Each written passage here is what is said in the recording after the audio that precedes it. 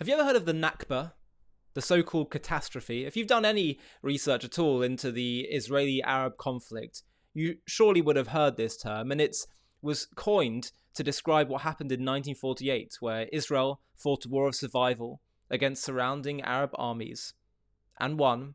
And as a result, there were 750,000 Arabs that were displaced in this war of survival. People say that's the root of the conflict and it's the displacement, it's there. The Arabs were kicked out. It's time for us to give the world some clarity about what really happened. Not just what happened, but what the term Nakba actually means. Because if you think that it was just about the displacement that occurred, actually, its real meaning and the real reason the term was coined reveals the genuine root cause of the conflict. Have a watch of Einat Wilf talking about this matter. The ethnic cleansing of Jews from Arab lands has no name. Few people know of it, and it's been kind of relegated to the forgetting of history. The Palestinian story of becoming refugees in war, not unusual situation in the 20th century, has come to be known as the Nakba, the catastrophe. Today it is presented as a story of innocent dispossession, of Palestinians losing their homes, having to escape as a result of the war. The Arab thinker who coined the term the Nakba, Constantine Zurayk, made it very clear that the Nakba, the catastrophe of the Arabs, was not about the dispossession. He describes it as 7 Arab armies attempt to subdue Zionism and turn on their heels and go home impotent. The notion is that there is shame, there is humiliation, that the catastrophe is in having failed to defeat Zionism. The catastrophe is not the loss of homes as a result of war. The catastrophe is that the goal of the war, to defeat Zionism, to prevent the Jews from attaining self-determination and statehood in the land, in any borders, the failure to defeat the lowly Jews, the people who were always known as lowly, meek, powerless, the failure to defeat them, that was in real time known as the Nakba. Yeah, this is absolutely essential if you want to gain some kind of clarity on the Israeli-Arab conflict. This is actually a lot of what it comes down to. The notion is out there that Israel is this colonizing state and it just jumped onto the land where you had the indigenous Palestinians living there and they came and dispossessed them all, and that was the great catastrophe. Actually, go study history, go to Wikipedia, and you will see that this land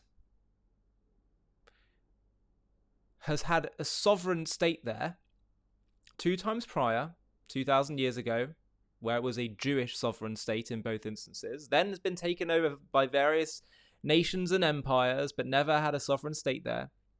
And then in the 1800s and 1900s, while the Jews always maintained a presence there, and you had Arabs coming in since the 7th century Islamic conquest, but from the 1800s you started to have Jewish people return in far greater numbers back to the land, but there's no displacement that occurred there.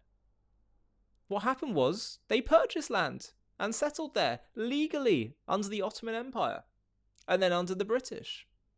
And so you don't have displacement. There's no displacement. And then the UN says, okay, let's partition the land into a Jewish state, because there's a great precedent for that, seeing as there was one prior. And we'll create an Arab state as well, because there's a lot of Arabs living here as well now. Even though they hadn't really called for any kind of individual nation state, Palestinian nation state. That came later in the 1960s and was very clearly a cynical ploy just to get rid of Israel. But the point is, the proposal, which Israel accepted and the Arabs rejected, didn't need to have displacement.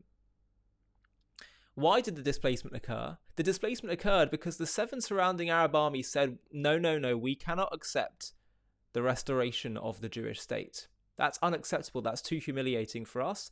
That's too threatening to our theological, philosophical paradigm that Islam is going to be the new chosen people to the world and the real inheritors of the land. And the Jews have to be, we thought they're going to be wandering the earth forever, cursed, despised, rejected by God. And so what does it mean that they've been returned to their land? Is God now having favor on them? That doesn't make sense. If you believe he didn't have favor on them and did break his covenant with them.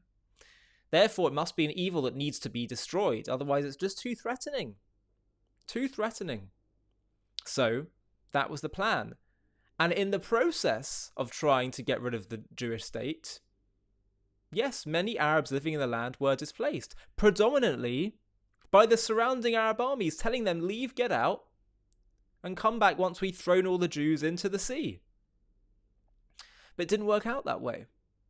So people think the Nakba, the catastrophe, is the Jews came in, displaced everyone, and now we have this problem, and they stole the land. No. The displacement occurred when the surrounding Arab army said, we cannot accept in Israel. We cannot accept a two-state solution, which is what was the plan under the UN partition proposal, which again the Jews accepted. But more than that, it's not just the displacement was a result of the Arabs trying to annihilate the Jews. But more than that, the word Nakba, the catastrophe which people think is about the displacement, was not about that. It was about the fact that they didn't succeed in their war of killing the Jewish state. You see how twisted it is? You see how sick it is?